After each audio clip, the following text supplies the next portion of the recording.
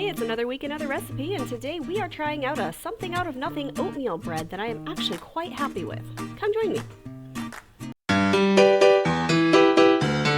Hey everyone, welcome back to my kitchen. My name's Courtney Morris and I cook histories, forgotten recipes out of random cookbooks I find and sometimes websites. Thank you for being here. If you're new here, I hope you enjoy it. Stick to the end and join our community. We have a lot of fun here. And if you're coming back for more, always glad to see you. I've got a recipe that one of you guys suggested. Let's go. Okay, so we have inadvertently begun a little journey that I'm calling Adventures in Old-Fashioned Bread Making.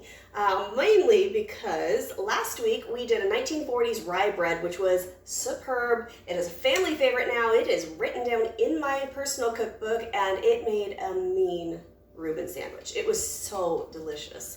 If you haven't seen that, I'll leave the link at the end of the video in the cards on the end screen so you can click on that and watch that. Be sure to and try it and let me know how you think it is. Then I got a comment from @ShadowMarkReturns. Thank you so much for commenting. It was lovely speaking with you. I always enjoy the comments you guys leave me. And they suggested oatmeal bread. And I'm thinking, you know what, that's a great idea because that's what they did back then, was use alternate flours. It wasn't all white flour all the time, and I'm trying to get better at not the all white flour all the time because it's not great for you, but my gosh, it's good. So I also have a lot of oats, and I am also not a big oatmeal for breakfast kind of person, so I'm trying to figure out what to do with it. So in my perusing of oatmeal bread recipes, there's actually quite a few of them, but the one that stuck out was from 1918 from the Ladies' Home Journal, which is called, and here's the actual title of it because they were really creative back then, 100 Thrift Recipes that Use Little Wheat, Meat, Fat, and Sugar. So basically, we have another something out of nothing, and this is significant because 1918 was the last year of World War I, which was when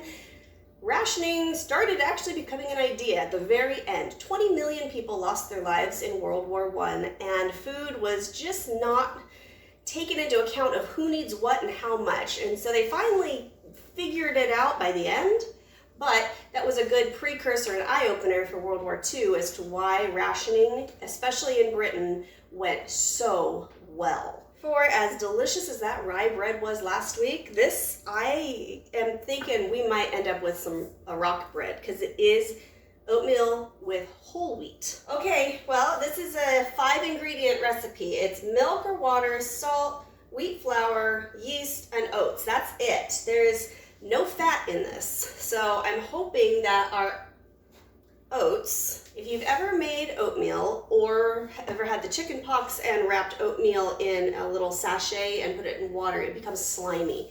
It becomes a very, very good skin salve. I'm hoping that those properties hold in the moisture because it's not looking good. But this is something that uses little fat, from a recipe book that uses little fat. Okay, so the first step is to scald a cup of milk, and that basically means make it hot, but don't boil it. It's not a boiling thing, it's just making it really, really hot. And then we're gonna add our salt and our oats. We're basically making oatmeal, if you will. And it said milk or water, and I'm gonna pretend that I have a milk ration because this recipe is gonna need all the fat it can get, and the whole milk has a decent fat content. My husband stole my extension cord, so I'm not using my electric burner. I'm just gonna stick this on the stove because it'll only take a couple minutes. I'll be right back. Okay, so then we add a teaspoon of salt to our scalded milk and 1 cup of oats. And then it says to let it cool for 30 minutes. So I'll see you back in 30 minutes.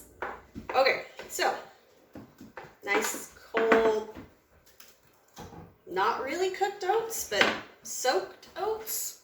But whatever. Okay, so now that's cool. It says add the yeast mixed with a 1/4 cup of water and then add flour. So we need to put this in a bowl with the other ingredients. So that's just lovely, isn't it?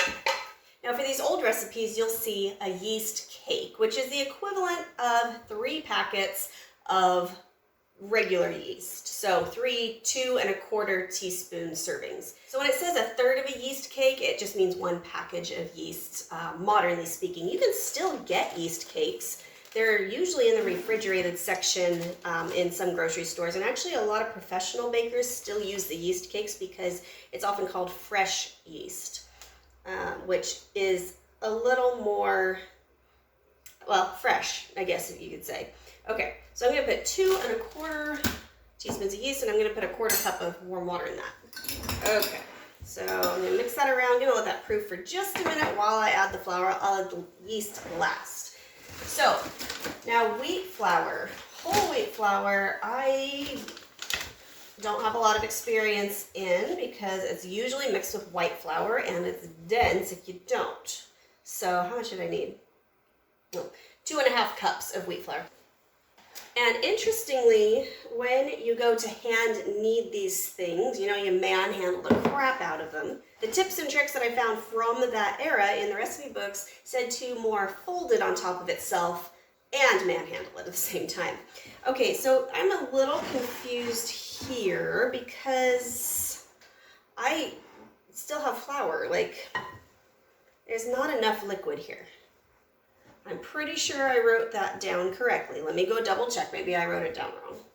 Okay, I wrote it down correctly. I am not sure. I might have to just add some extra water or milk. I think I'll do milk.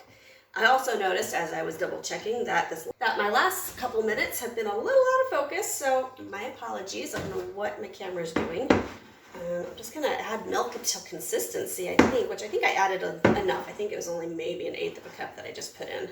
Maybe a little more, but it's definitely working together now, so I think we're okay. You gotta understand that the farther back you go in recipes, the less instructions there are. So this says to knead and then rise until doubled. Well, that doesn't tell you how long to knead it. So this is also where that poke test I talked about last week comes in. Also the gluten window, if you know that one. Let's see, if I just press my finger on it, I'm gonna get an indentation. That doesn't really pop back too much. There's still, you can see there's poke marks. Okay. And what we're looking for is a spring back. One thing that I forgot about wheat bread, like mostly wheat bread, is it's way more of an arm workout than white bread is. There's a lot more substance to it. And holy crap, I can feel it right here. Okay, well, I was gonna go to the gym later. Now I'm not. So my arms hurt. Wheat bread is cardio.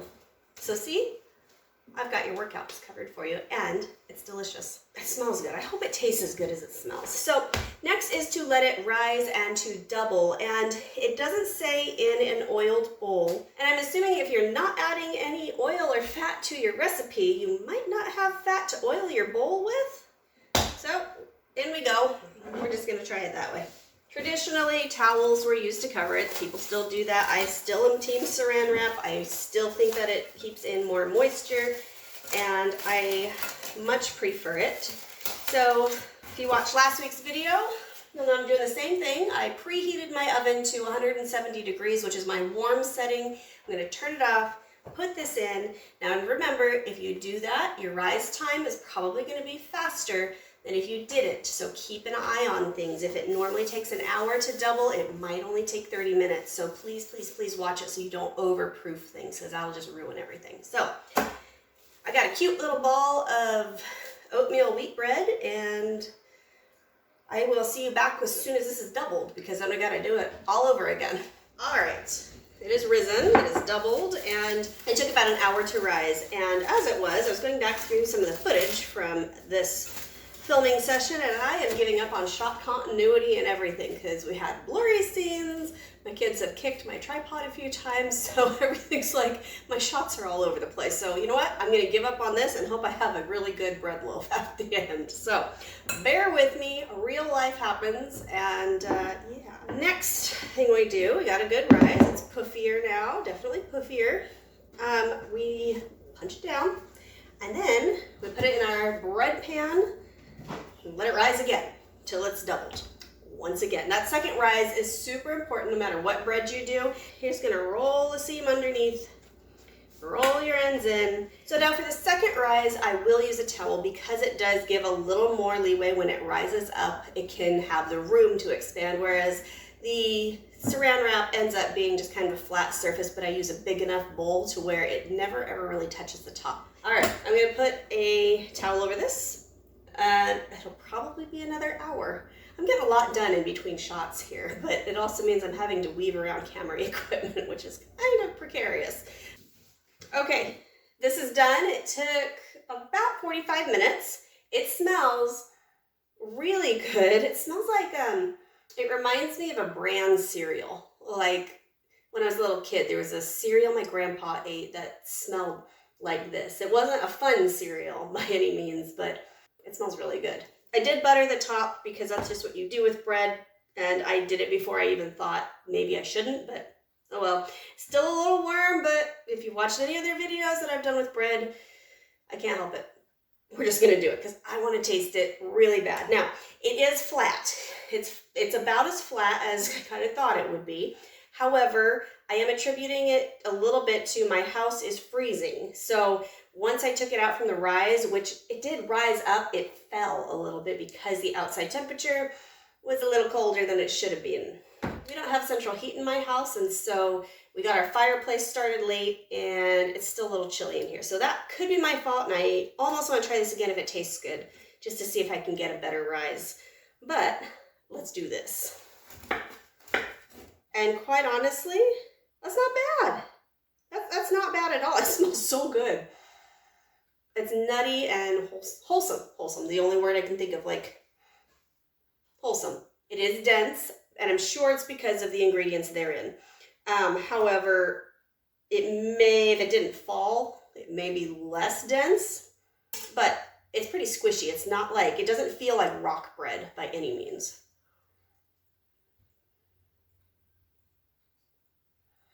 That is hearty and chewy, but not a bad chewy. That is a hearty bread and would be wonderful with like some sunflower seeds like inside of it. That would be really, this is really good. I'm kind of surprised because for 5 ingredients, no fat whatsoever, I think this is great. It is moist. That is really moist, and I'm attributing that to the oats. It's not like a desert in my mouth. It's not crumbly or dry. It doesn't crumble at all. Like, I could spread butter on that, no problem. It would be fine. I love it when something out of nothing actually turns out all right. I want to try it again and see if I can get it to rise further than this. I wonder if I would put a little more yeast in, if I could get a little more rise, but I don't know. First, I think I'll try it again as is and just get my house up to temperature first, so there's not a huge variation between going from a warm place of rising to freezing. For comparison purposes, this is just a regular white loaf I made last night. This is my just wheat loaf. There's a little bit of a difference there.